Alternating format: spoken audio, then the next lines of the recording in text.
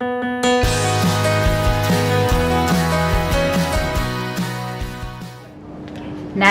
William MacIntosh. Age? 13. Coach?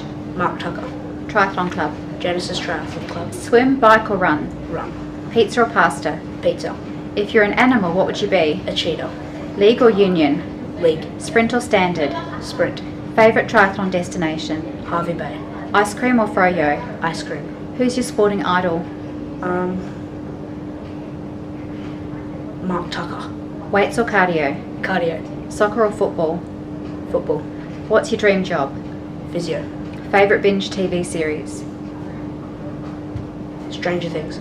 Coke or Pepsi? Coke. If you weren't a triathlete, what sport would you play? Duathlons. Morning person or night owl? Neither. I like my sleep.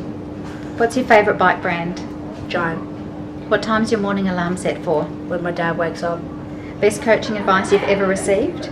Never give up and race with a smile. Favourite event at Super Sprint Race Weekend? Never done one, but I'm looking forward to it.